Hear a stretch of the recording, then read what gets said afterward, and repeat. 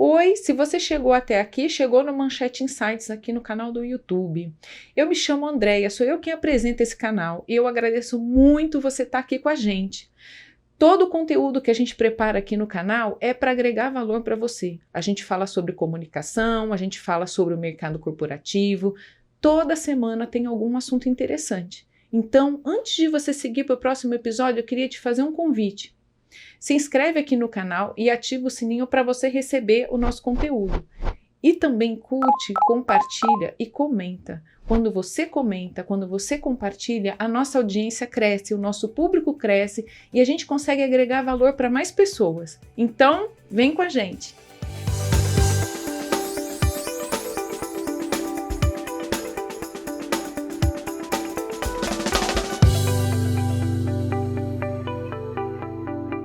Bem-vindo a mais um episódio do Manchete Insights. Hoje a nossa conversa vai ser sobre recursos humanos estratégico e a figura do Business Partner.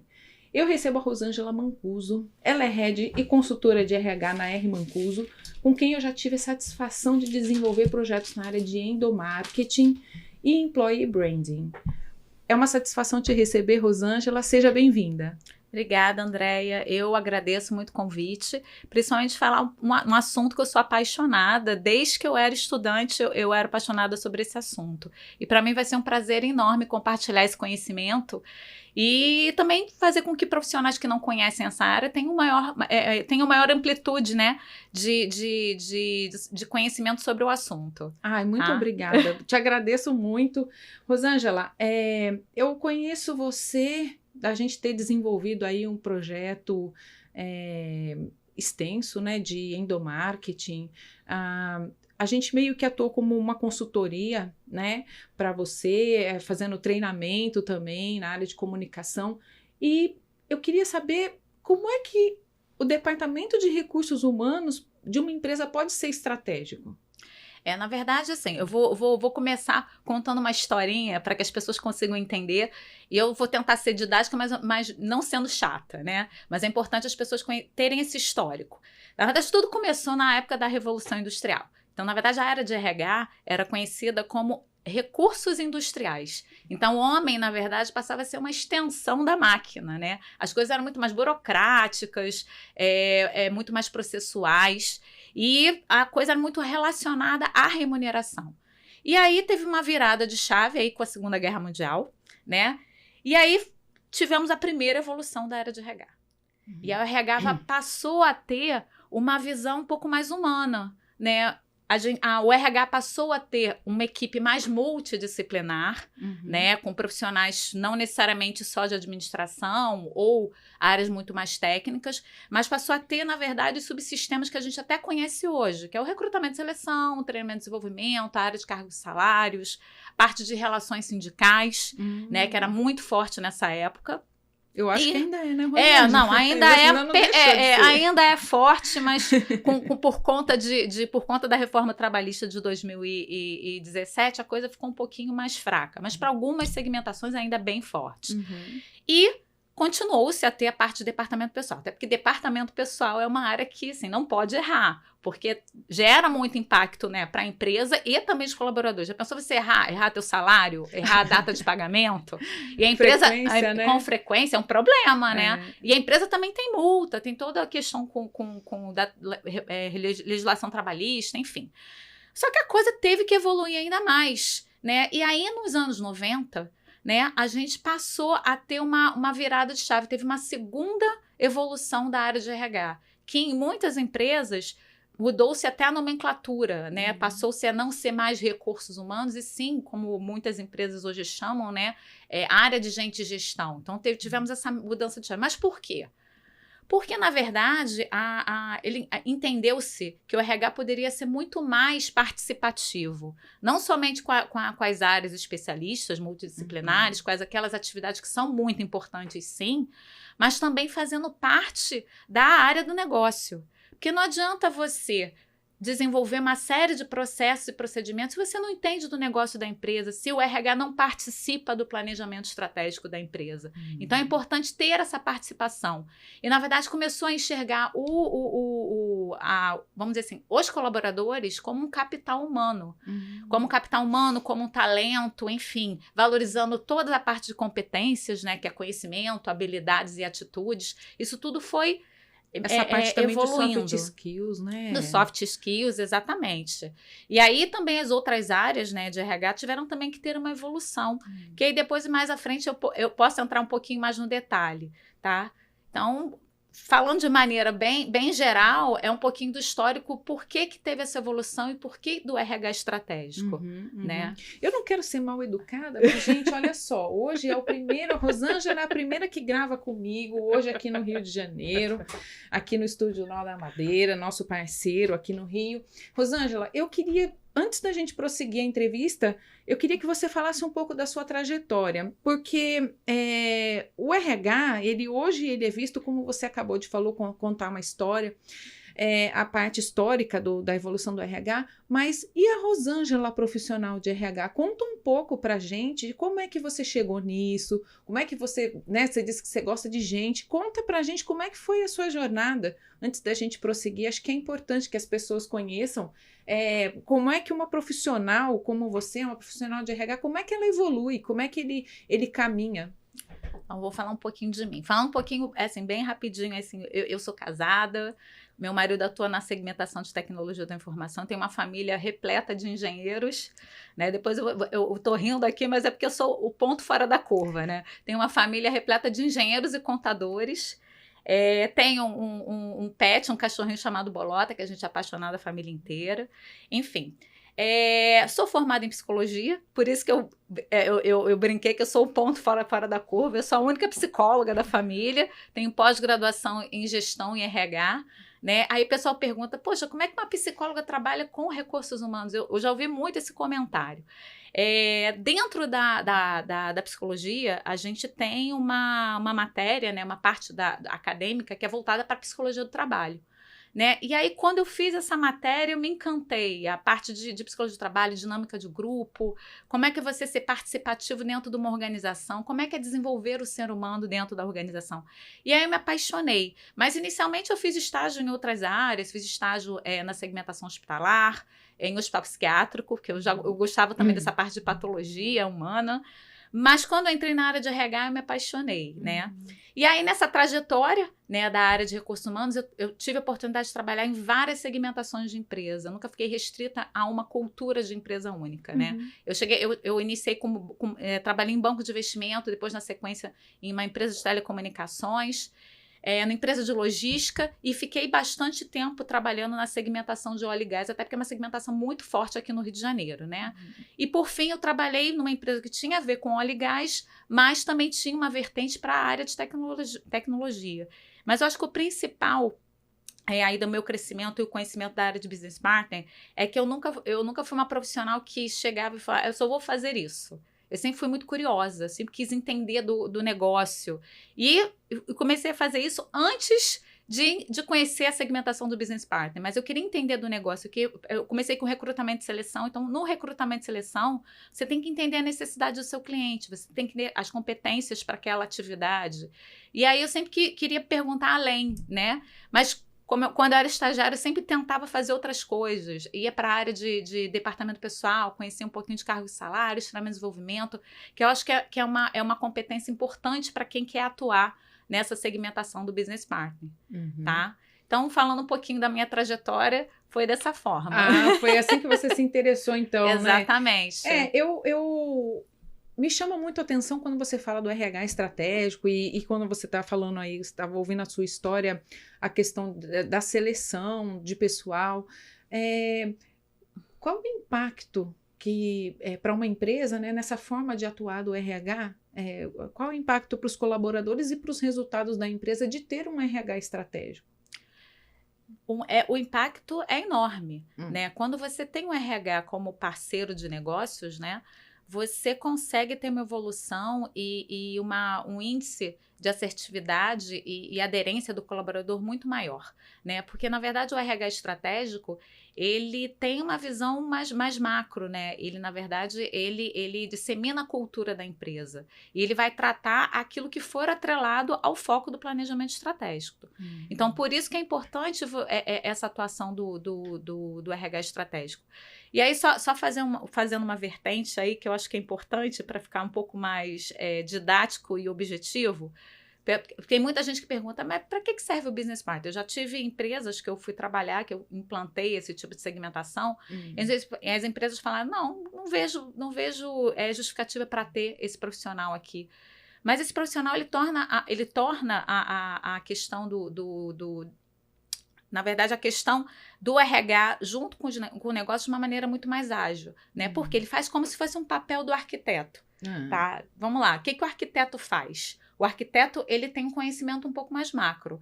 E ele, então, ele faz a interface entre o cliente, a necessidade desse cliente, quando vai fazer alguma obra, ou quando vai construir alguma casa. Então, ele vê a necessidade. Eu tenho filho, eu quero morar numa casa com não sei quantos quartos, eu quero uma área de lazer X e Y. Então, na verdade, ele entende essa necessidade, orienta, obviamente, no que for pertinente, porque às vezes o profissional, o cliente que está solicitando esse trabalho, não tem, precisa de uma orientação, até porque ele não é um tirador de pedido. Na verdade, ele faz uma análise crítica da necessidade desse cliente. E ele faz a interface com quem vai trabalhar na obra, com os especialistas, com o engenheiro, com o marceneiro, com o pedreiro, para justamente atender a necessidade desse cliente. Então, como se ele fosse um tradutor, exatamente. Né? Ele é um tradutor. Ele é um tradutor. Pede e ele vai lá para quem vai botar a mão na massa e traduz a mensagem. Exatamente, traduz a mensagem. Então, ele vê a necessidade desse cliente, né? E traduz a mensagem para o corpo especialista, para que a obra, evolua da melhor forma e atinja, né, o desejo, né, a necessidade desse determinado cliente. Então, o papel do Business Partner é justamente esse. É importante entender a necessidade, entender o negócio e traduzir, né, tanto para a área especialista quanto para a área do cliente interno, fazer uma tradução e uma conexão de interesses aí. Entendi. Mas isso, de uma certa forma, você não acha que isso acaba... Eu estou aqui pensando, você está falando, eu estou aqui pensando na parte de seleção de profissionais, claro. Né? Assim, primeira coisa que me vem na cabeça.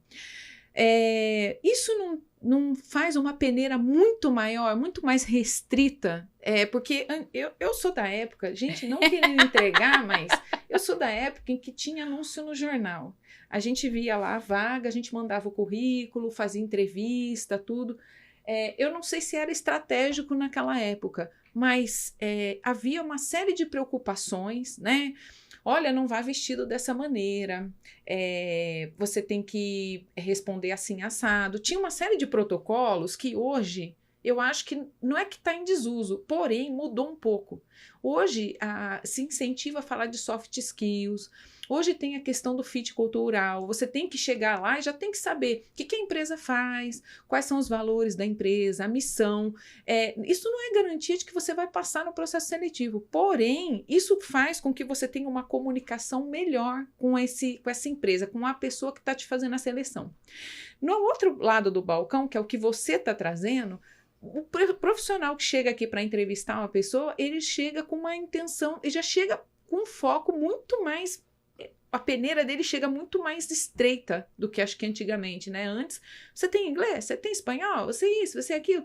Eu acho que era muito mais formal e, pelo que você está me dizendo, hoje a coisa é muito mais holística, né? É mais ou menos por aí?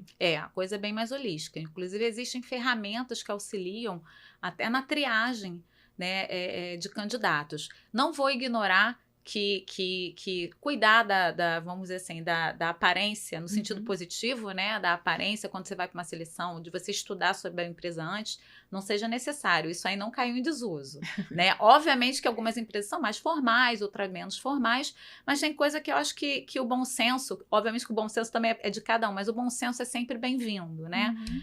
Então, tem certas coisas que de fato não caem em desuso, mas hoje o recrutamento e seleção está bem mais holístico. Existem ferramentas, né, de inteligência artificial que algumas pessoas criticam e outras não necessariamente, mas que, se forem bem utilizadas, elas auxiliam para que de fato a seleção seja mais assertiva, né? Existem várias plataformas, né, no mercado onde você de fato, tem a parte de triagem curricular. Então, de acordo com o que está escrito, né, no seu currículo, eles fazem uma conexão com o que você coloca do escopo de atividades, enfim. E, em paralelo, algumas empresas utilizam, não necessariamente uma avaliação, mas é um teste onde você analisa se a pessoa, o candidato, está atrelado ao fit cultural da empresa. Então, você coloca palavras-chave e, de acordo com as respostas desse candidato, a gente identifica se esse candidato está ou não atrelado ao fit. Tem match, né? Como fala hoje na geração, se tem match com a cultura da empresa. E outra ferramenta muito bem utilizada, que, na verdade, começou a ser utilizada naquela primeira evolução lá da área de RH, né? Que é a ferramenta de avaliação de perfil comportamental. Mas não são aqueles testes antigos como se usava no passado, né? Aqueles que eu aprendi na faculdade. São testes um pouco mais modernos, que você direciona, na verdade, você identifica naquele profissional que tipo de comportamento ele tem maior ênfase ou em menor ênfase. Como eu falo, não tem certo ou errado. Tem o que está mais atrelado àquela questão daquele perfil, daquele cargo. E esse tipo de ferramenta também auxilia muito. Algumas empresas já estão tão mais evoluídas com relação à questão do recrutamento e seleção, justamente para você ser mais assertivo, que ela, além de utilizar todas essas ferramentas de inteligência artificial, ela também, na própria entrevista, ela elabora perguntas muito embasadas no contexto do dia a dia do profissional, onde você identifica se de fato aquele profissional, como é que ele agiria mediante aquela determinada situação. E um outro ponto, algumas empresas ainda evoluíram ainda mais, que ao final você tem um comitê de avaliadores, ou seja, não é só a área de RH e a área solicitante que conhece aquele candidato, tem áreas de na verdade, profissionais de outras áreas que também fazem a identificação se aquele profissional tem ou não o fit cultural. Mas, obviamente, isso tudo vai depender de empresa para empresa, do tipo de empresa, de segmentação, enfim.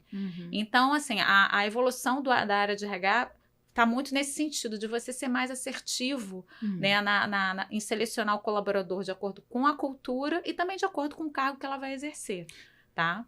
Isso é muito desafiador cá para nós, né? Porque aqui na Manchete, a gente tem projetos que nós auxiliamos empresas no endomarketing em ter maior fluidez na sua comunicação, melhorar a comunicação da liderança com os colaboradores, entre as equipes. Nós temos também a criação de campanhas onde a gente pode criar uma maior sinergia, pode, vamos dizer, consolidar os valores, né? Pode reforçar os valores, as mensagens-chave da empresa. A gente vê o quanto é importante, inclusive o propósito, que foi um dos projetos que a gente trabalhou junto, né?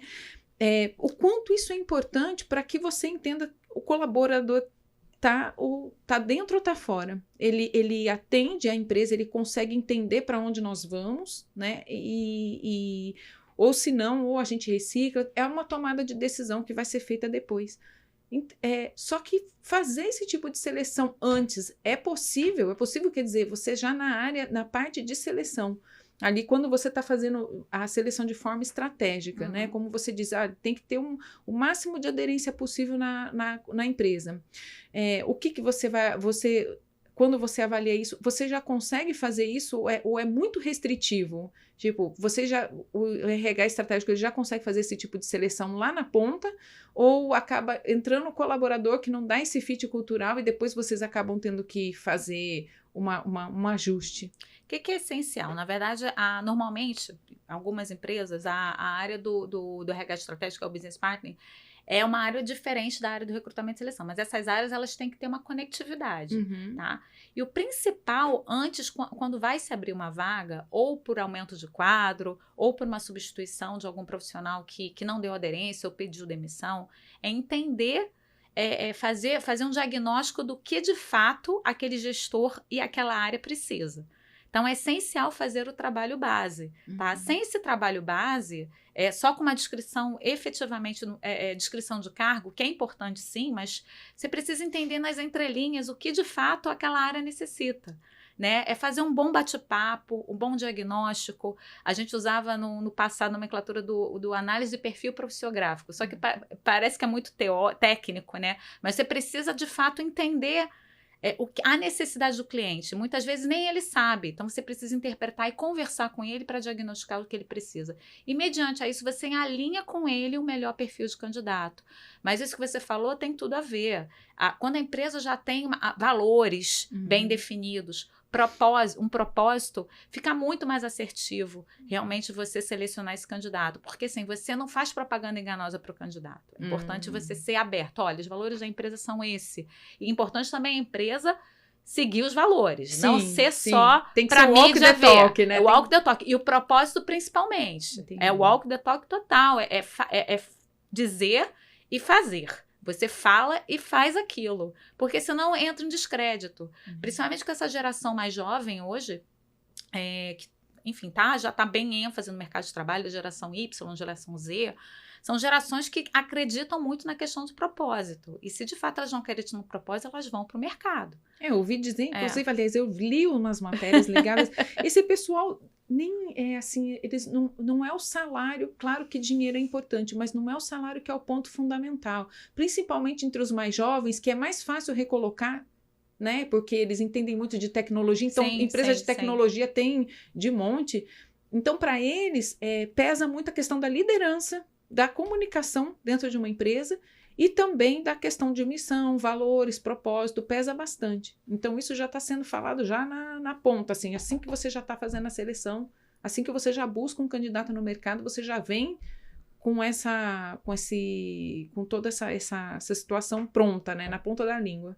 Com certeza, isso é importante. Um outro ponto também que eu acho que é válido para a área de recrutamento e seleção, e o Business Partner é muito atuante nessa parte, é pertinente ao indicador de turnover e também um indicador do período do que eles chamam de onboarding na atualidade, é o período da experiência desse colaborador. Então, esse indicador é essencial ser acompanhado justamente para a gente ver a assertividade do processo seletivo e a gente ter uma continuação aí desse colaborador na empresa, né? Ter uma longevidade desse colaborador dentro da empresa e uma evolução no sentido de desenvolvimento do profissional.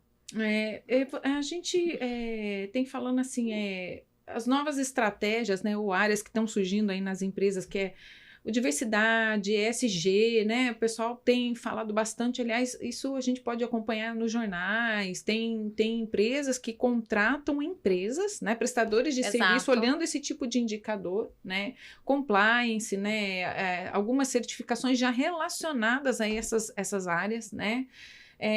A própria liderança também, a gente pode ver em momentos de crise, como acabou de acontecer aqui na Americanas, que se falou muito, olha, o processo de governança deles está furado, porque para ter um balancete feito daquela maneira, com um prejuízo daquele sem identificação por tanto tempo, o processo de governança não estava alinhado, né?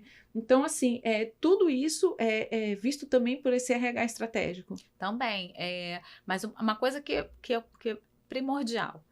É importante. Se você perguntar para mim se eu acho que a diversidade é importante, eu vou falar que sim. Eu acredito que sim, que o ESG é importante, sim. Mas não adianta nada você implantar diversidade, querer ter ESG, se a empresa não acredita nisso. Se é como eu falei, só para marketing, só para captar investidor. E você, de fato, não é o propósito. Não aplica, não aplica, de fato. Porque, assim, você fica sem crédito com seus colaboradores. Mas, assim, no que tanja, de fato, quando a empresa acredita, né, não somente a empresa como um todo, né, os stakeholders, a diretoria acredita, esses são os principais a acreditarem, é que você vai ter realmente uma visão muito mais ampla dentro do seu mercado. De fato, existem empresas para darem assessoria nesse sentido, mas o principal quando você quer iniciar um projeto desse, principalmente no que tange a diversidade, é você fazer um censo interno, entender de fato o que você tem na empresa, e esse censo é importante que seja sigiloso para que as pessoas tenham garantia, né, e tenham segurança em responder a verdade, e aí, em cima desse levantamento de dados, você traça uma estratégia.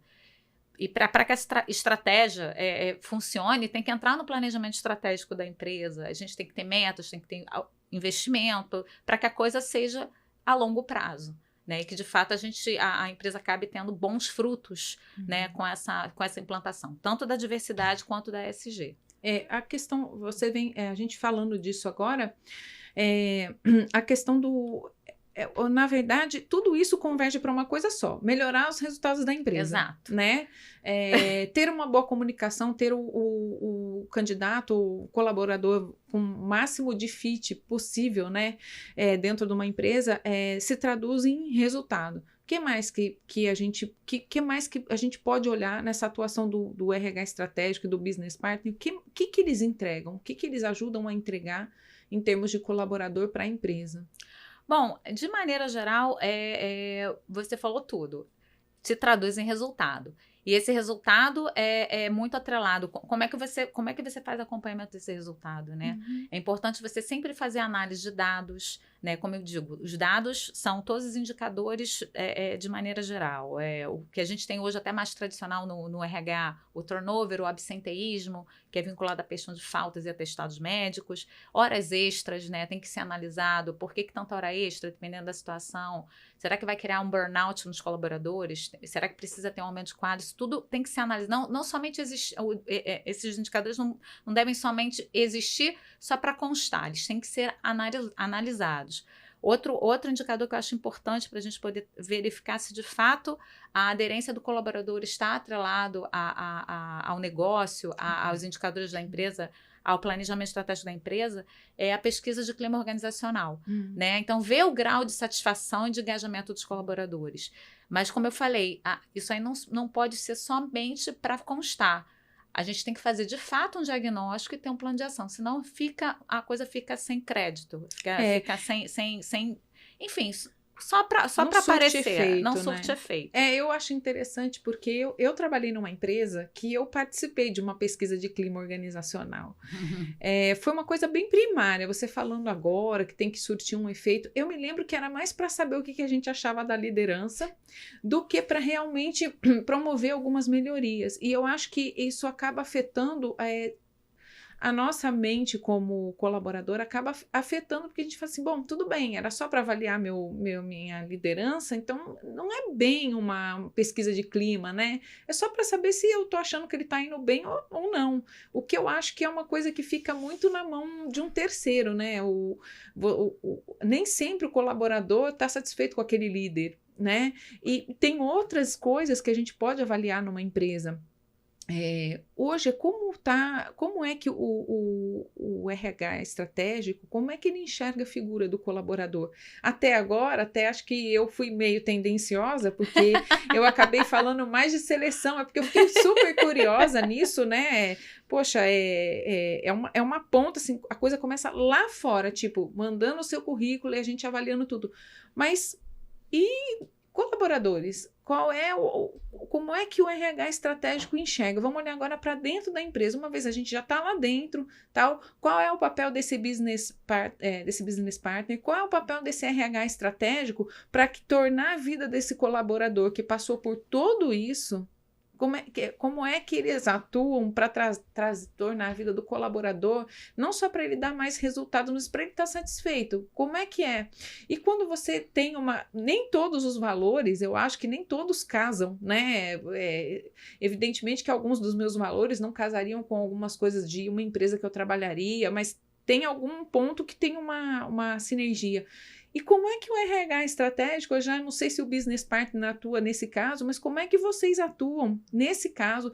Estamos lá dentro, colaboradores, como é que é a visão para o colaborador? Na verdade, assim, o que é importante é sempre o RH, o business partner, ele está aberto, né, a tanto ouvir e ter reuniões com os líderes quanto os colaboradores.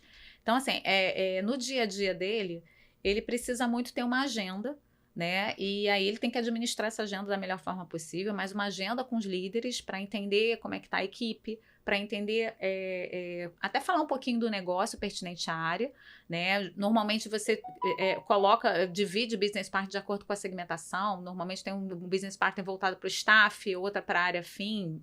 Exemplo, vamos supor que a empresa tenha uma área financeira muito grande. Então, um fica com a área financeira, outra fica com a área administrativa, o outro profissional atua na área de segmentação de TI e outro profissional atua na segmentação de uma área de suporte. Eu estou exemplificando aqui de maneira geral, uma área de engenharia. Então, é importante você dividir os colaboradores, obviamente que depende do headcount que tem o RH, às vezes você tem que acumular áreas.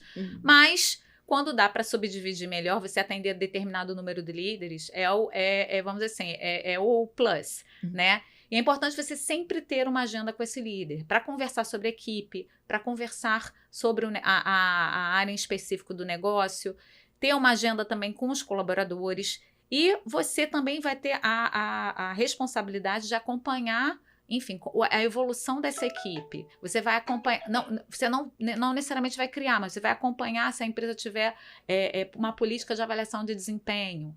Então, você vai acompanhar qual foi o resultado desse colaborador, né? O que ele precisa melhorar. Então, você, na verdade, vai ser intermediário. Será que ele precisa de algum treinamento? Você vai fazer esse levantamento de necessidade de treinamento junto com esse líder, junto com esse colaborador, e vai... Na verdade, assim, não, como eu falei, não é tirador de pedido, mas vai fazer uma análise do que foi levantado e vai, em parceria com a área de treinamento e desenvolvimento, montar um plano de treinamento para esse colaborador ou especificamente para esse líder. Você vai orientar também esse líder se ele está tendo algum problema com algum colaborador. O outro papel dele também que é importante é ser um mediador. Às vezes o líder também tem algum problema com o colaborador. Então, você vai fazer esse papel de mediação. E às vezes, olha, eu vou te falar, eu tenho uma conhecida... Ai, gente, eu fico de um jeito... Porque eu fico ouvindo um monte de história do mercado e aí eu fico... eu tenho uma conhecida que foi levar eu vou colocar como reclamação, mas eu acho que ela não levou nesse nível. Ela foi comentar no RH que ela tinha um problema com a liderança. Não procurei saber se era de fato a minha conhecida que era o problema ou se era a liderança, mas enfim. Eu me lembro que ela foi demitida. Ela foi demitida. Então, assim... Hoje em dia, o colaborador se sente mais à vontade por ser um RH estratégico, que olha muito mais aspectos, né, da vida do colaborador, a jornada do colaborador dentro da empresa. Você acha que eles se sentem mais à vontade? O colaborador tem uma voz dentro da empresa? Se de fato o RH for de verdade estratégico e for valorizado pela empresa, né? For valorizado pela empresa, tiver um papel junto com a diretoria, participativo com essa diretoria, ou especificamente enfim, diretamente com a diretoria, como eu havia dito, ele vai ter uma segurança psicológica, né? De conversar com o RH. Tá? E ele vai ter uma segurança de olha, eu não vou ser, eu posso falar o que de fato eu estou sentindo sem ser criticado. E o RH como um papel neutro, que é importante ele ser neutro, ele obviamente vai avaliar vai ter uma escuta ativa nessa, entre aspas, queixa desse colaborador. E, de fato, vai traçar um plano de ação, vai conversar com esse líder, obviamente não vai expor, importantíssimo, eticamente, isso é uma questão ética, é importante não expor esse colaborador para esse líder. E o ideal dos ideais é você realmente fazer um diagnóstico do que está acontecendo. Às vezes, realmente, o líder precisa de um treinamento, né? Um treinamento baseado em comunicação não violenta. Estou exemplificando aqui. Em segurança psicológica. Quando diz segurança psicológica, é ele poder... O colaborador está aberto a falar, eu errei pro líder, e o líder não necessariamente apontar, olha, você errou nisso, mas sim ter um planejamento, um plano de ação para melhorar o que ele está errando. Então, assim, muitas vezes a gente, na verdade, tem que ter uma escuta muito ativa dos dois lados, né? Não só do colaborador, mas também do líder. E tentar entrar numa coerência, né? Numa interseção de um plano de ação para que a gente consiga melhorar para as duas segmentações, vamos dizer dessa forma. Eu me recordo de aqui na Manchete, a gente tratou de um caso de endomarketing, na verdade, ele descambou para endomarketing, mas ele começou como um caso de crise. um caso de crise onde a gente tinha uma ruptura de um cliente com uma empresa, e depois dessa ruptura a gente fez um diagnóstico. O que poderia estar causando essa ruptura, né? A gente fez a escuta ativa de várias partes, várias pontes aí do cabo, né, vários elos da cadeia, e a gente acabou descobrindo que a parte dos colaboradores contribuiu muito para essa ruptura, sabe? Aí a gente acabou descobrindo, aí a gente acabou fazendo um trabalho com RH e também com uma outra área da empresa, no sentido de trazer os colaboradores mais para junto daquele propósito da empresa, mais para junto dos valores da empresa, que conectavam com os clientes, né? Não era só um, mas tinha mais clientes. Então, campanhas de comunicação nem sempre são efetivas elas puramente, mas eu considero que o RH, por exemplo, tem uma conexão muito forte com a nossa área de comunicação, e por isso o sucesso, né, caminha junto nesse caso de poder abordar o colaborador. Você está falando de escuta ativa, tal. O colaborador se sente melhor quando você tem um canal ativo, quando você faz a parte de treinamento, quando você tem uma figura aberta para poder fazer toda essa parte de tratar, cuidar do colaborador. Sim, eu percebo nas empresas que eu trabalhei que a gente tinha um RH... não necessariamente uma figura real de business partner, mas fazíamos o papel do business partner. E assim, o RH tinha essa escuta mais ativa, que de fato o colaborador se sentia mais acolhido. Mas quando eu digo acolhido, não é... Eu vou usar uma expressão bem objetiva, mas não é ser coitado. Mas sim você está ouvindo assim, e a gente de fato trabalhar para a coisa evoluir. Mas como eu falei, você tem que ouvir os dois lados, isso é essencial, né? Ouvir os dois lados. Mas voltando aí à sua fala, o RH estratégico, é essencial que o RH estratégico tenha uma parceria com a área de comunicação, que muitas vezes é terceirizada, né, externa, mas algumas vezes, algumas segmentações de empresa, existe uma área de endomarketing. Então, o endomarketing é um parceiro ativo e muito importante para a área de business partner, porque assim, eu digo que hoje um dos maiores problemas de muitas empresas, eu diria que assim, 99% das empresas é comunicação. Toda empresa que eu trabalhei nesses 22 anos de experiência que eu tenho, sempre teve problema de comunicação.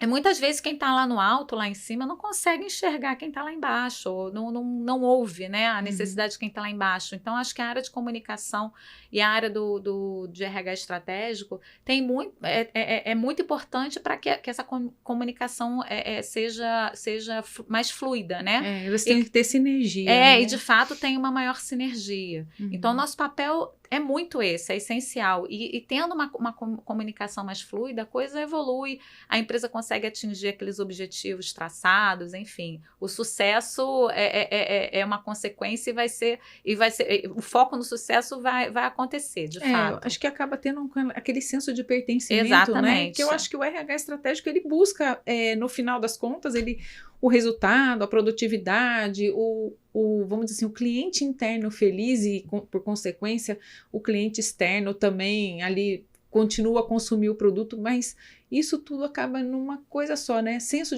de pertencimento, né, do colaborador, ele acaba ficando ali, se sente pertencente àquele universo, né? Porque é um universo, né? Uma empresa é uma parte da nossa vida, né? A gente passa horas trabalhando, acho que 12 horas do dia. Não, 8, né? 12 é muito, né, Rosângela? Depende. Se eu for levar a questão CLT, até 12 poderia, mas todo dia sendo 12 fica bem cansativo. Mas no home office a gente trabalhava muito mais, né?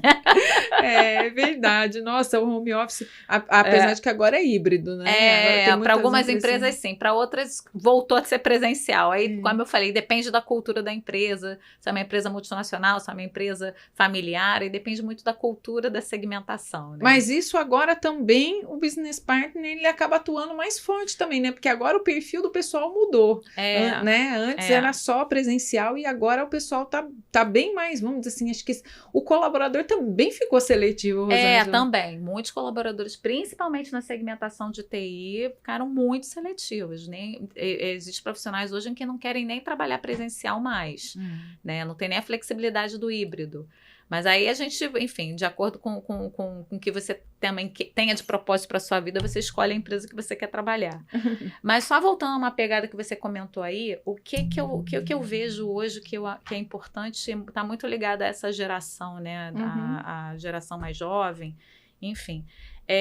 As empresas ter o design, vamos dizer assim, o design do conhecimento. Na verdade, as empresas, quando criam campanhas, é importante que que os colaboradores participem dessas campanhas. Quanto mais eles participam, mais, de fato, eles se sentem pertencentes.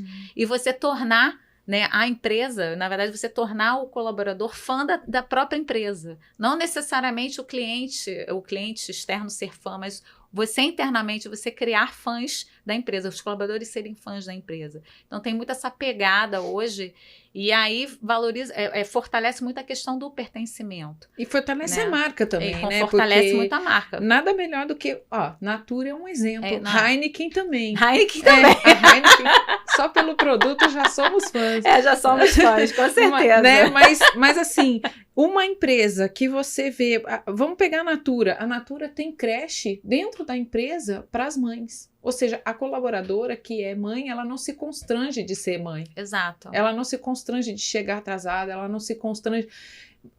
Isso antigamente dizia-se, né? O colaborador ficou folgado, né? Porque tem que levar o filho na creche e tal. Não, é um entendimento diferente, né? Os colaboradores da Natura, os colaboradores Heineken, quando colocam o depoimento na rede social, por exemplo, eu vou pelo lado da rede social que é mais rápido, você vê que eles são realmente fãs ou embaixadores da marca, como a gente fala. Uma empresa que tem uma marca empregadora forte é uma empresa que olha pro colaborador de forma humanizada. Exato. Exatamente isso. Uma empresa que na verdade, os colaboradores são fãs dela e fazem propaganda da marca.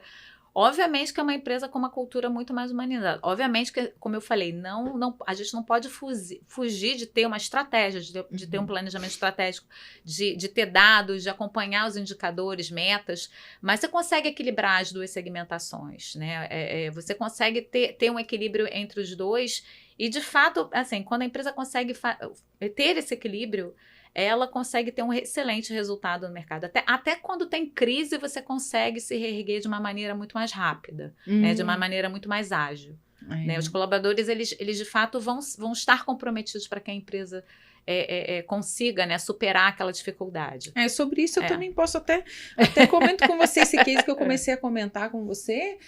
Realmente, quando o colaborador ele se apaixona pela marca, ele tem a marca no coração, né, a marca que eu digo é a empresa, a área de comunicação ela tem como fazer projetos, traçar estratégias para que isso se consolide. Ou então a gente atua mesmo na gestão da crise, onde a gente tem que tratar, fazer um diagnóstico de onde a marca falhou em passar suas mensagens, o que não ficou entendido, o que foi a ruptura, se é o discurso que não está alinhado, se é o falso discurso, né? O não walk the talk. Exatamente. Para poder trazer, para poder reconduzir o corpo de colaboradores para a marca e quem sabe torná-los os fãs, os embaixadores da marca, né? O RH age muito bem nisso e a área de comunicação às vezes entra, gente, mas para apagar um incêndio, né? Ajudar a apagar o incêndio, que é trazer maior fluidez e maior entendimento das mensagens-chave de uma empresa. Né? Porque às vezes a coisa não está entendida, às vezes o que precisa é o treinamento, às vezes o que precisa é compreender melhor aquilo que a empresa tem como propósito, aquilo que a empresa espera de você, mas assim, o nosso propósito é esse. E o seu? Qual é o seu propósito, colaborador? Por isso quando eu comentei se a empresa ainda não tem de fato um propósito, para criar esse propósito, conversa com seus colaboradores, entender se de fato, o que eles entendem como propósito para a empresa, porque às vezes a empresa pensa de uma forma, os colaboradores estão pensando de outra, né? Entender se a coisa tem uma interação, né? Isso é importante. E reforçando, de fato, você tem que falar e fazer e ser de fato um propósito verdadeiro e os valores verdadeiros. Senão a coisa não evolui para você ter colaboradores que são fãs da marca e assim vai. E essa é uma mais pura realidade. E resultados também, financeiros, né? Essa é a mais pura realidade. E o seu propósito, Rosângela? O meu propósito. Qual é o seu propósito? Bom, o meu propósito na verdade, assim, o meu propósito é valorizar pessoas, né, baseado muito na diversidade verdadeira, né, e agir sempre de maneira ética. Eu acho que esses 3 pilares aí são essenciais aí para a minha carreira, para as empresas enfim, para os projetos que eu sigo, e na minha evolução profissional, né? Obviamente que aí ao longo da minha carreira já tive erros e acertos, mas é sempre importante a gente aprender, né, com os nossos erros. Essa é uma palavra que parece clichê, mas isso é essencial, né? Quando eu sempre falo que, na verdade, muitas vezes a gente olha para o nosso passado e fala, falhei. Mas, na verdade, assim, não existe falha, existe aprendizado, né? E ao longo da minha carreira, um outro comentário que eu acho muito pertinente, que eu vejo hoje que é essencial, né? Quem planeja e tem foco sua menos. É verdade. Quem planeja e tem foco sua menos. Eu aprendi isso ao longo da minha carreira, mas hoje eu digo quem planeja e tem foco sua menos. E outra coisa essencial que eu falo para qualquer profissional, seja ele mais jovem, mais velho, como eu falo, não existe gente velha, existe pessoas que se consideram velhas, né? Tá mais na cabeça, né? Tá mais na cabeça. Mas assim, o conhecimento não ocupa espaço, a gente tem sempre que estar estudando.